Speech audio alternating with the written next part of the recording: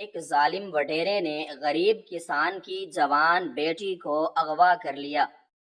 کسان نے رو رو کر پورے گاؤں سے مدد مانگی، لیکن کوئی بھی اس کی مدد کو نہ آیا، کیونکہ سب گاؤں والے اس ظالم وڈیرے سے بہت ڈرتے تھے۔ رات کے اندھیرے میں ایک آدمی حویلی میں داخل ہوا۔ اس نے اپنے چہرے کو نقاب سے ڈھانپا ہوا تھا۔ اس نے وڈیرے کے سارے گارڈز کو مار گرایا۔ جب اس نے وڈیرے کے سامنے اپنا نقاب اتارا تو وڈیرے کی آنکھیں پھٹی کی پھٹی رہ گئیں، کیونکہ ایک سرسبز گاؤں جہاں قدرت نے اپنی تمام تر رونائیاں بکھیر رکھی تھیں اور چاروں طرف پھیلے ہوئے ہرے بھرے کھیت لہلہاتے تھے، لیکن ان خوبصورت مناظر کے پیچھے ایک انتہائی خوفناک اور تاریک حقیقت چھپی ہوئی تھی، اور وہ حقیقت اس گاؤں کا وہ ظالم اور جابر وڈیرا تھا جس کا خوف اس قدر طاری تھا کہ کوئی بھی شخص اس کے سامنے سر اٹھانے کی جرت نہیں کرتا تھا۔ اس کی طاقت اور ظلم کی کہانیاں ہر گھر میں دہشت پھیلاتی تھی، اور اس کی ہیبت کا یہ عالم تھا کہ جب وہ اپنی سواری پر گاؤں کے کچے راستوں سے گزرتا تو مائیں اپنے روتے ہوئے بچوں کے منہ پر ہاتھ رکھ دیتی تھی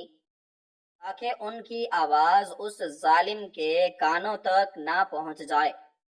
اور کوئی نئی مصیبت ان کے گھر کا راستہ نہ دیکھ لے۔ اس وڈیرے کی حویلی گاؤں کے بالکل درمیان میں ایک اونچے ٹیلے پر واقع تھی،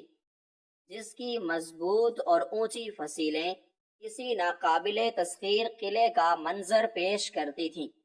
اور ان فصیلوں کے پیچھے بے شمار مسلح پہرے دار ہر وقت پہرا دیتے رہتے تھے،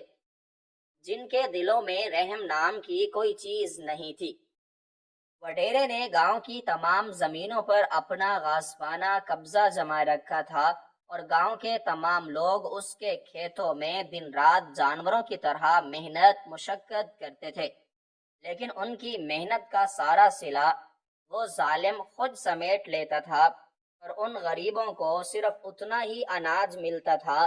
جس سے وہ اپنی سانسوں کا تسلسل برقرار رکھ سکیں۔ گاؤں میں کسی کو بھی اپنی مرضی سے خوشی منانے یا کسی دکھ پر رونے کی اجازت نہیں تھی۔ ہر فیصلہ اسی حویلی کے تاریک دیواروں کے اندر ہوتا تھا، اور جو بھی اس کے فیصلے سے اختلاف کرنے کی ادنا سی بھی کوشش کرتا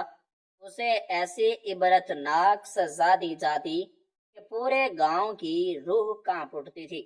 اور اسی جبر اور ظلم کے سائے تلے گاؤں کے لوگ اپنی زندگیاں ایک عذاب کی طرح کاٹ رہے تھے۔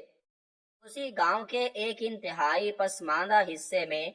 ایک غریب اور لاچار کسان اپنی اکلوتی اور جوان بیٹی کے ساتھ ایک کچے مکان میں رہتا تھا۔ اس کسان کی بیوی کئی سال پہلے ایک شدید بیماری کے باعث اس دنیا سے رخصت ہو گئی تھی، کیونکہ کسان کے پاس اتنے وسائل نہیں تھے کہ وہ شہر جا کر اس کا علاج کروا سکتا۔ اس دن کے بعد سے اس کسان نے اپنی بیٹی کو ہی اپنی زندگی کا واحد مقصد بنا لیا تھا، اور اس کی پرورش میں کوئی کسر نہیں چھوڑی تھی۔ وہ دن رات وڈیرے کے کھیتوں میں خون پسینہ ایک کرتا تاکہ اپنی بیٹی کو 2 وقت کی روٹی کھلا سکے۔ اس کی بیٹی بھی انتہائی نیک سیرت اور محنتی تھی، جو گھر کے تمام کام کاج سنبھالنے کے ساتھ ساتھ کھیتوں میں بھی اپنے بوڑھے باپ کا ہاتھ بھٹاتی تھی۔ کسان کی تمام تر خوشیاں اس کی بیٹی کی مسکراہٹ سے جڑی تھی، اور وہ اسے اپنے سینے سے لگا کر ہر دکھ درد بھول جایا کرتا تھا۔ لیکن قدرت کو کچھ اور ہی منظور تھا،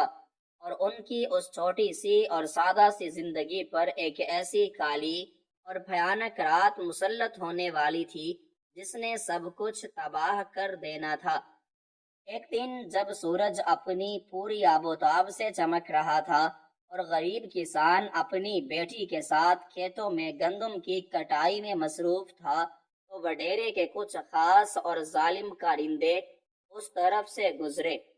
ان کی بری اور ناپاک نظر اس کسان کی بیٹی پر پڑ گئی، اور انہوں نے